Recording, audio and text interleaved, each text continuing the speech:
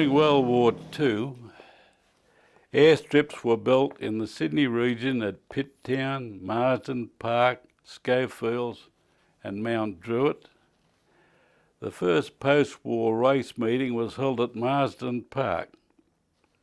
Over the next few years, events were staged at Pitt Town and Mount Druitt airstrips, particularly Druitt. The main organiser was the Australian Sporting Car Club, with the Vintage Car Club running some events. The Mount Druitt airstrip was located on land owned by W. McMahon and Company, which was a carrying company formed many years before the Second World War. In fact, I believe it originated before World War I in the days of horse-drawn wagons. The company used the 600-acre Mount Druitt property for spelling their horses. About 1950, Belf Jones acquired a lease of the property and proceeded to organise car racing on the airstrip. He subsequently took in a partner to provide the capital that was needed to further develop the property. This was George Bell, an optometrist by profession who had previously had some experience through his father with show business. These promoters acquired an older grader and proceeded to make a circuit by joining an existing road that led to the strip at the southern end, with a new section that joined the airstrip in a sweeping bend towards the northern end. The original gravel leading to the strip was properly constructed in the war years. However, the new section which completed the circuit was just graded out of the existing surface gravel, and a coat of emollient, liquid bitumen and blue metal screenings were applied. Needless to say, this surface could not stand much use before it started breaking up. On weekends between race meetings, many of the drivers would spend time at Druitt carting gravel and spreading it over potholes that had been sprayed with bitumen. After some time, it became obvious to me that the drivers were putting a lot of effort into the circuit with no guaranteed reasonable return as far as prize money was concerned. I should mention at this stage that most of the drivers and friends who were interested and competing at Mount Druitt used to meet every Wednesday night at Belf Jones' flat over his business premises in Regent Street, Redfern. Jones used to manufacture veneer doors for the furniture trade. Some funny stories can be told about that old building, which can only be described as ramshackle.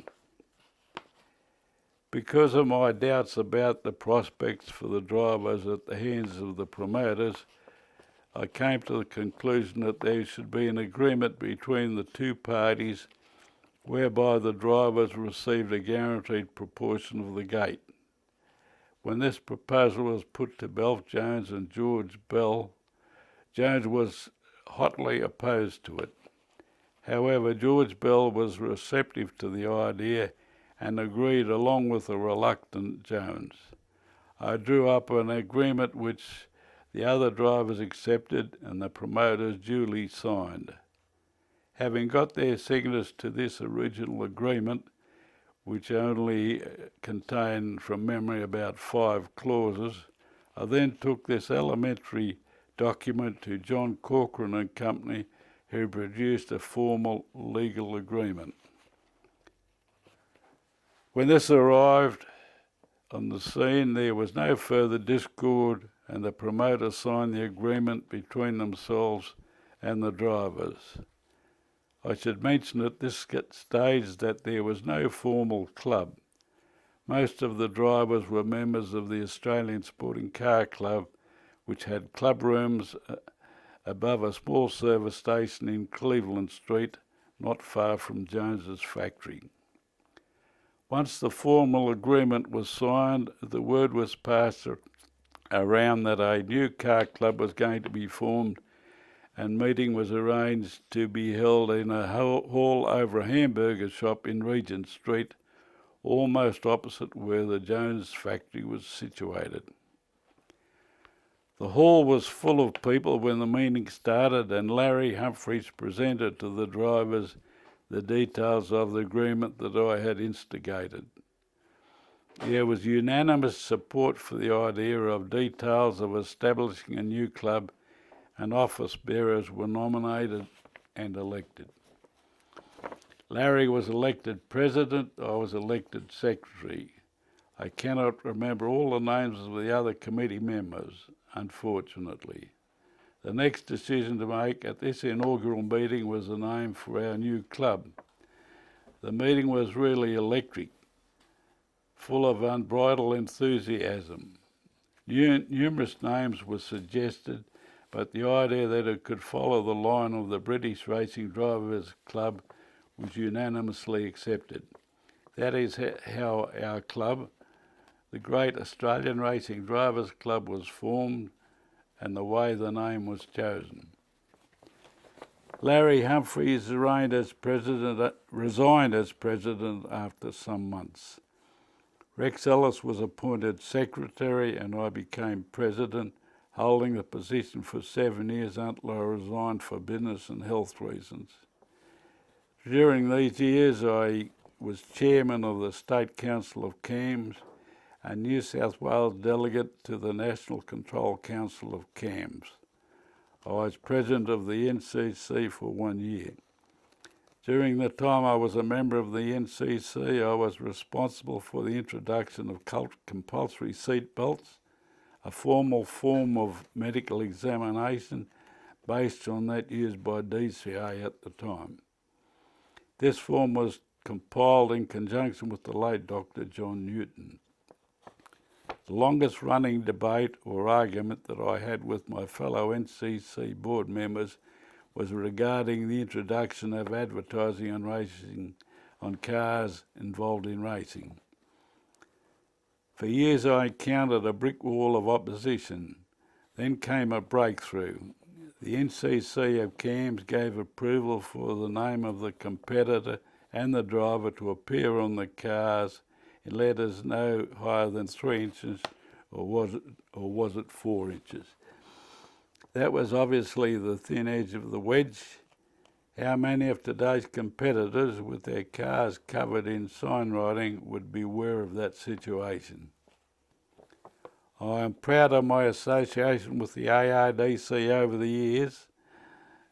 I am proud of my association with the ARDC over the years I was president, and the fellows who made up the committee, as it was termed then.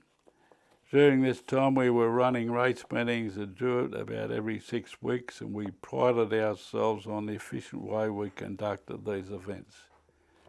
We purchased the club rooms in Norton Street, Leichhardt, with the assistance of my late friend Bill Rintoul, who was our bank manager.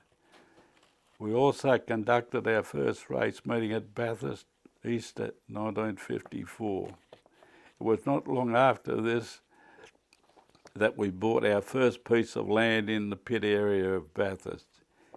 It was a small piece compared with the total area the club eventually owned.